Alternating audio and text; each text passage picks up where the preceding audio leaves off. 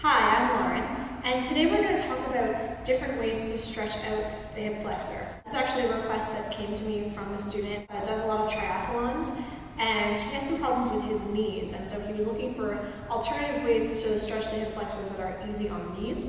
I'll show both those kind of variations as well as other stretches that require a little bit more knee action. You can try these out at home and see which are best for you.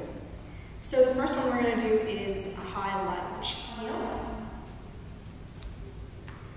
And bring one foot in front of you. 2 hands down to the ground on either side of that foot. Tuck the back toes under and slowly extend through the back leg. Now in order to feel a really good stretch here in the hip flexor, you want to think about engaging the back thigh, pressing it all the way out behind you. Inhale, extend the chest to lift the torso off the thighs. Remember, the more you engage the inner back thigh, the bigger the stretch will be in the hip flexor. Another good option, if this is a little bit tiring, is to drop the back knee. Bring 2 hands to the front knee, leaning forward. It's important to protect the lumbar spine, so we're going to think about moving the tailbone down between the legs to create a lot of length in the front here.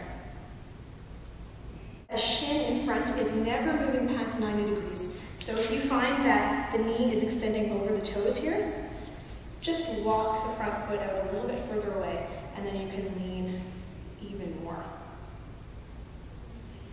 If you're finding that there's too much pressure on the back knee, pull the side of your mat up, or put a towel or a blanket underneath, just for a little bit of extra cushion. Nice and tall here.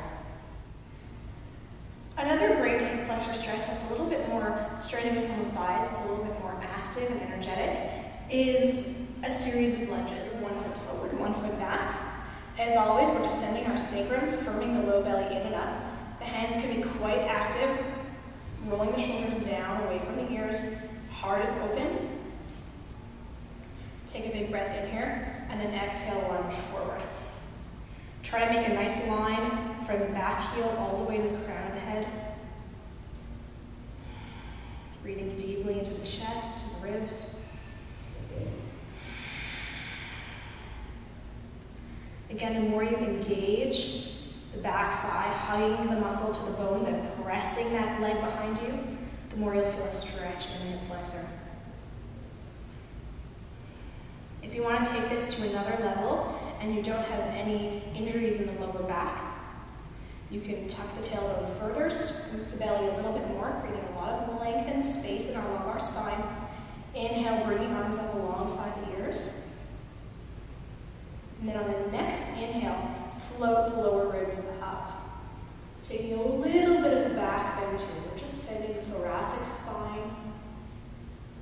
Actively moving the sacrum towards the ground. It's heating. We're strengthening the thighs. Working a little bit harder. Let's move into some more passive hip flexor stretches now. This is a great one for people who run or cycle, who tend to lose a little bit of the inward rotation of their hip. So the first thing you're going to do is make kind of mermaid legs. So I'll start with my right leg. So the right leg is going to come in. So my shin bone is parallel to the front of my mat and my knee is out to the side. With my left knee, I'm going to connect it to the arch of my right foot and just adjust my posture so that I feel my 2 sitting bones on the ground. 2 bums on the ground. Now this one has a little bit more pressure on the knee, so if you're experiencing knee pain, knee problems, this is not the best way to stretch out your hip flexor. From here, I'm going to take my right hand, put it behind my sacrum. Left hand can go on top of the left thigh. I'm going to press my pelvis forward, pressing the buttocks into the front of my hip to feel a stretch. Now again, the 2 sitting bones are still on the ground. I'm just engaging the glute muscles into the leg to stretch my hip flexor. If you're not feeling enough of a stretch here, you can come onto the forearm and keep pressing up into that leg. Gently use the back hand to press yourself up. And then you can switch sides. Another very passive stretch for the hip flexor is to lie on the back, so it's a supine stretch. We're going to hug one knee into the chest. I'll start with my left, and then kick the opposite leg out. So the right leg is kicking out, and the left knee is hugging. So it starts with a big inhale. I'm going to lengthen my right leg along the floor, gluing the back of my thigh to the ground. My 5 toes of my right leg are nice and active, facing the ceiling. Taking a big breath in. And on the exhale, I'm actually going to breathe into the left hip flexor. So I'm breathing into the space between the belly and the thigh on the left side in order to pull the knee closer to my chest. Inhale. Lengthen out the body, building energy. Exhale, bring the hip flexor closer to the chest. We can even take this to an abdominal exercise of a hamstring stretch. Hold behind the left thigh and keep stretching the right leg forward, pulling the right thigh close to the body.